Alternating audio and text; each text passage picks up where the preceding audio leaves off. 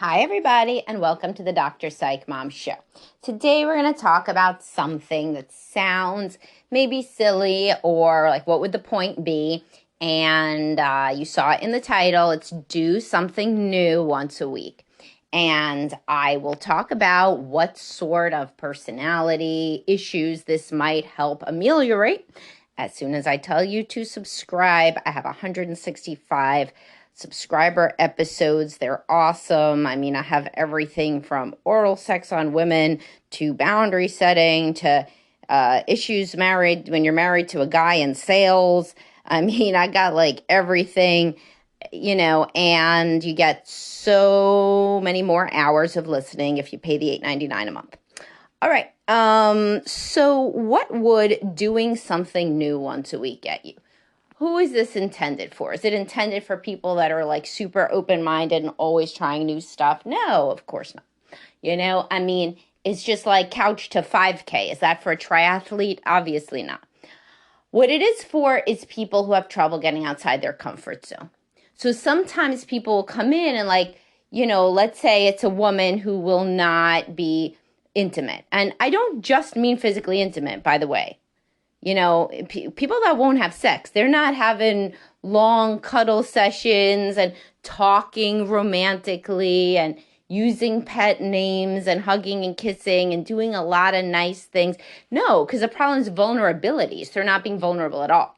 So a lot of times when people are not vulnerable, almost all the time, it's because they were taught not to be so in their family of origin.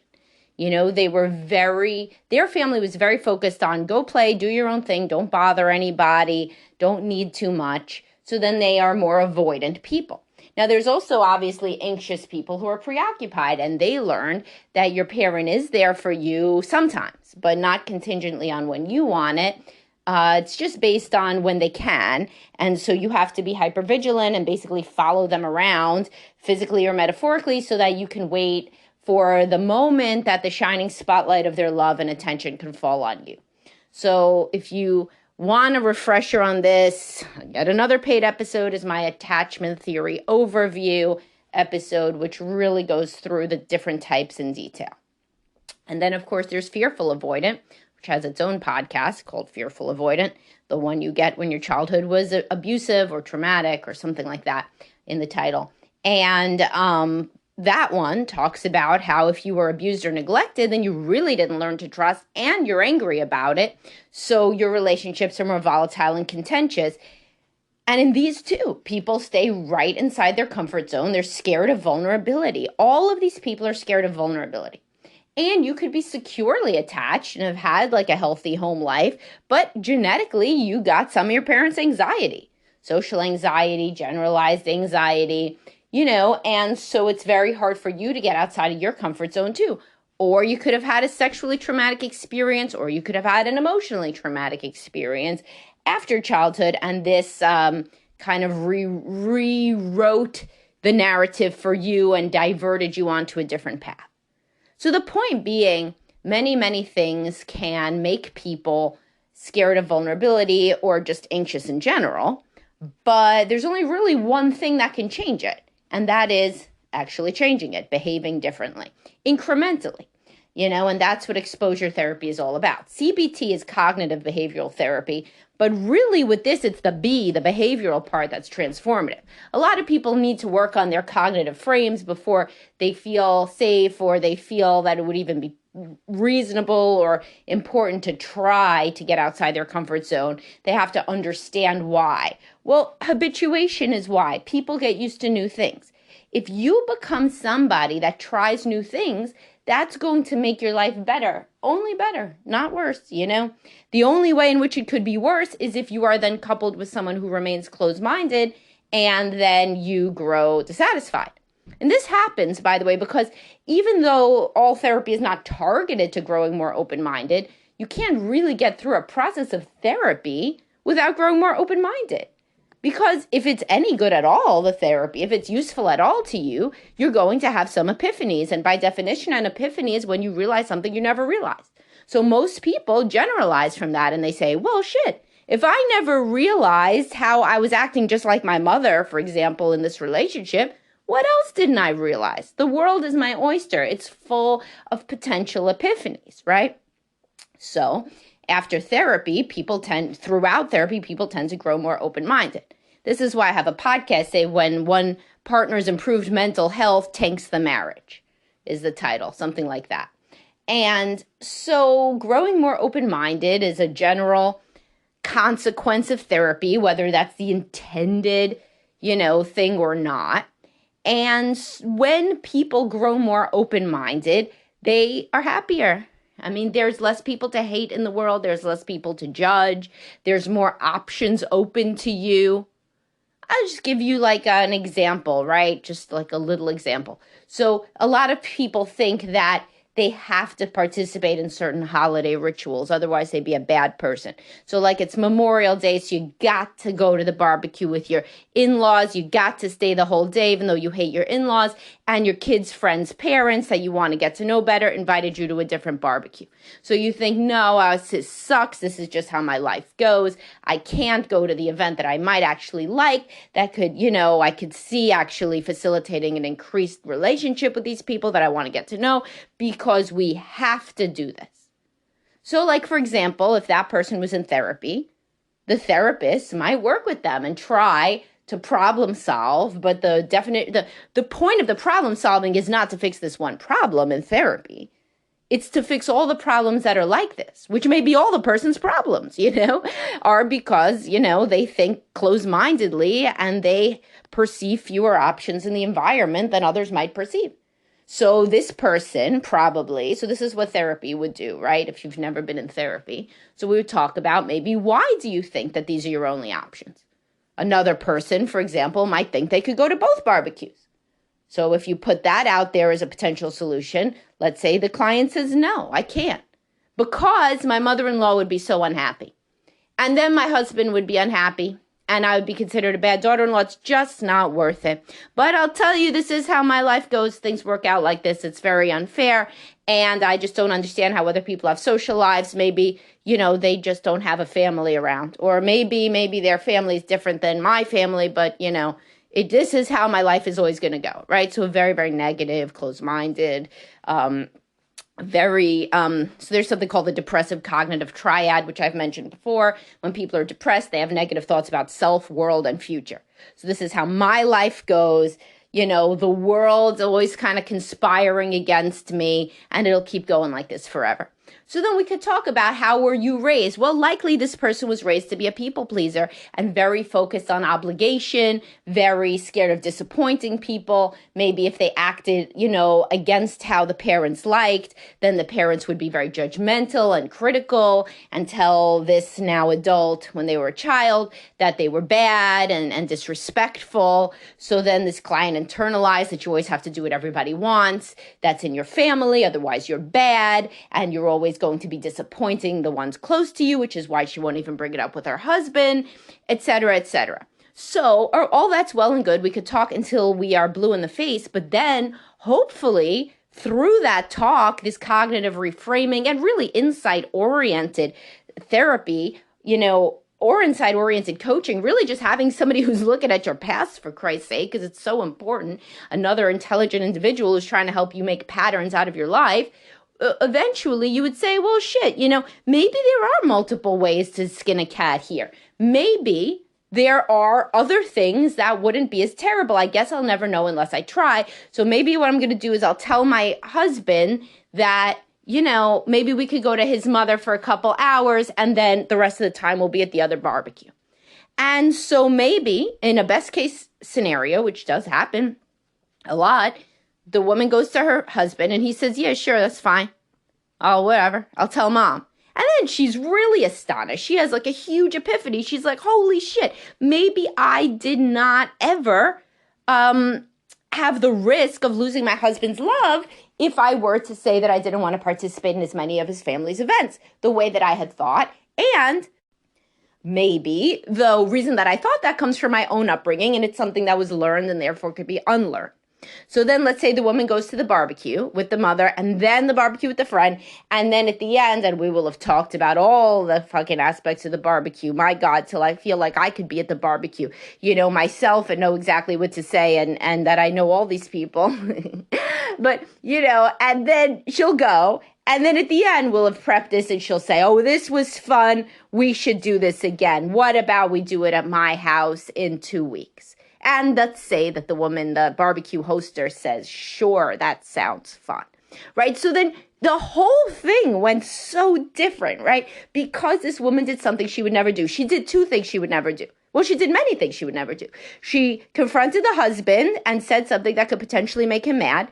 She did not do what she felt that her mother-in-law would have preferred, which is totally a whole new ball of wax. This is like a different planet that she's on. And then to compound being on a different planet, she even put herself out there socially at the end of an event and scheduled a different event with a potential friend. I mean, holy shit, right? This woman made such progress. This woman that I invented. I'm so proud of her. I'm going to call her Mary. Mary did a good job. Good job, Mary. This was excellent therapeutic progress. And so then, all right, so then let's continue with Mary, right? So Mary then, let's say her husband says things like, I don't like to travel because, every time you travel, you get sick. So I don't want to have to take off work and get sick. If I get sick, I have to take off work. If I have to take off work, that's very bad.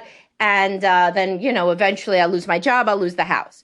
So before we started working in therapy, Mary was like, oh yeah, that makes sense. Good fucking point, right? Like you do not want an avalanche of bad events like that to happen. So I guess we'll never travel. Makes sense. Then after we start trying new things, Mary might be like, what? So this woman at the barbecue, she goes to Disney World. I even traveled with my own parents, as, annoying as they are when I was a kid. Why was I listening like that this was normal? This guy's pretty anxious. My husband is struggling with anxiety. He is stopping our family from taking family vacations. And the kids have asked about it. And, I've always kind of gone with the program, but why? Right? So that's an example of how, and then, maybe she'll bring him in for a session. Maybe we'll talk about how to talk to him. And eventually this family will go to Disneyland. So great therapeutic progress for Mary too. And everybody's happy. That's a best case scenario. Of course, a worst case scenario is that, in a backstory, Mary and her husband, Mike have not had sex for years and years. And nobody really mentioned it. And then Mary and Mike actually kind of don't really have much of a marriage. And it was predicated on being, an obligation to the world. And they're both very terrified people. And as she grows less terrified, he gets even more terrified because she's acting different. And they start to have more conflict, right? That could happen too. But you know what? At least she doesn't feel like she wants to jump out of her own skin because her life is a crushing burden of fear and obligation. So you know me, I give you both sides of things. So it's like, I'd say this to my clients a lot. Being in therapy is like coming out of Plato's cave. You were in the cave and maybe you were happy in the cave in the darkness, but you get out into the light and you're like, man, what was I doing? I wasn't even living. So irrespective of what happens with Mary and Mike, maybe I'll continue doing Mary and Mike. It would be funny. It'd be like Story Hour, what they used to do before TV, like on the radio. There'd be like a different installment of Mary and Mike and their marriage and how it's impacted by her, increased consciousness after therapy. Maybe that'll be a project one day. But anywho, point being is that Mary has had a lot of therapeutic progress. And most of the time, by the way, her marriage does not completely go to shit. Usually Mike is like, hey, Mary's a lot more fun now. She worked on her anxiety, and that's great. Maybe I'll work on some of my stuff. Maybe now that Mary's not scared of stuff, I could suggest things like going to play golf or doing whatever, where she was so scared before of our weekend looking different at all. And maybe now we could do this or that. Maybe Mike's the one who wanted to travel this whole time. And Mary was the bottleneck because she was dealing with her own anxiety. The point being that none of this would have happened and you would not be on the edge of your seat waiting to see what happens with Mary and Mike, as I know you are, if she did not try new things. So if you are somebody that in any way identifies with any of the characters in my fictional story, then you should try to do one new thing every week. Does it have to be what I said, or refusing a social event, or go to another? No, it could be anything. It could be reading a different kind of book than you would usually read. it's extra credit if it's something you would condescend to, right? This is why I always tell guys, like, oh, you don't want to watch your wife's reality TV because you look down on it. You're being closed-minded. You could learn a million things from reality TV. I used to write a column in the Huffington Post about The Bachelorette, right? I mean, it was so funny, and people told me it was funny. I thought it was funny too. You should read it. But point is, like, anything can be thought about or enjoyed or what have you, or even made fun of in a funny way. And if you're closed-minded, then your closed-mindedness is seeping into your relationships with everybody. Your kids probably find you very closed-minded. Other people may find you judgmental and critical, and you're not living your best life is the point. And I feel people should live their best life. Can you have a perfect life? No. But can you live your best life, the version of it that is most fulfilling? Yes, that's why I call my practice Best Life Behavioral Health. Like, I really do believe that people deserve to live their best life in the one life that they have, and that isn't constricted by anxiety. I've written and discussed in multiple places that I grew up in an anxious home, and anxious homes are very closed-minded. There's one way to do things. We're very scared of other things. And it took a lot to get through that, to get past that. And in fact, my whole career is about that, is about helping people grow more open-minded and enjoy their life instead of feeling trapped and constricted in it as people do when they don't try new things. Because you never have anybody on their deathbed that says, I really wish that I hadn't tried anything new, Instead, people even at midlife, I just read this story this morning, you get the stories fed to you from Google or whatever.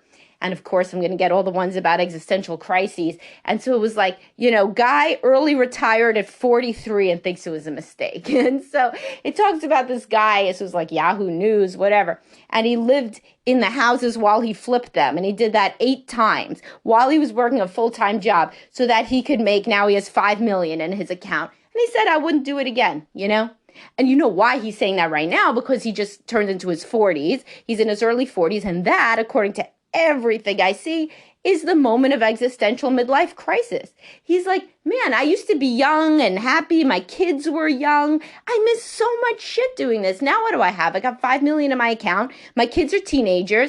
My wife and I haven't probably been intimate in a long time because there's always construction in our home and she wants to kill me. He didn't say this in the article, but, I'm a couples counselor. And so this is the stuff that would be relevant that I would see. And now what? I'm a guy in midlife with $5 million. What am I going to do? Sit home every day? Probably not. Probably not. Well, what? What's the next step? Oh, I'll make a business. Good, right? So then you're working again, and it's like, what would be the point if you weren't working at all anyway? Like what do you do with 24 hours a day of leisure time when you have a family? So point being, and I see a lot of this, a lot of guys, they sell their company and then they're like, wait, what? It's the last scene of The Graduate, but it's the company. So anyway, point being that people tend to regret when they do not live their life fully and when they don't try new things. And then when they do try new things, they tend to say always the same thing. I wish I would have tried that sooner. So then the next thing Mary would say if she was a classic client would be, man, I wish 10 years ago, as soon as we had the kids, I would have started to say, we are going to go to these events for a shorter amount of time if we have a competing obligation versus just sitting there wanting to die at the barbecue year after year. So, it's not like she's going to regret that on her deathbed. She'll regret the other way. She's not going to regret that she only spent 2 hours that day with her mother-in-law. She's going to regret that she didn't balance her social life better and try more things.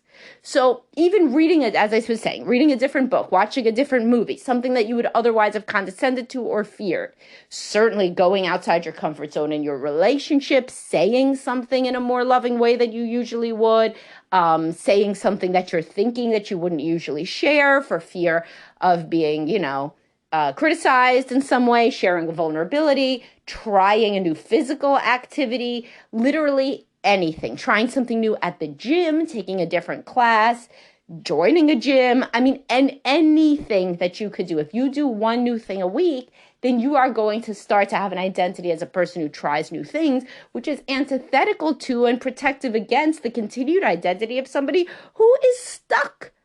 And that's a very common feeling that gets people into therapy. I'm stuck. I'm just stuck. Every day is the same. I'm stuck in my relationship. I'm stuck in my work. I'm just stuck. I feel stuck overall. And so that is not living your best life, even remotely. All right. Well, I hope you guys like this. And I will talk to y'all soon. Please do subscribe for more episodes. Always join the Facebook group, my Facebook page, blue subscribe button, $4.99 a month to talk to smart people about topics like this. 450 people in there so far. And if you ever need a therapist or a coach, Best Life Behavioral Health. Best Life, as I said, that's what is meaningful to me. That's why it was the name of the practice. All right, talk to you guys soon. Bye-bye.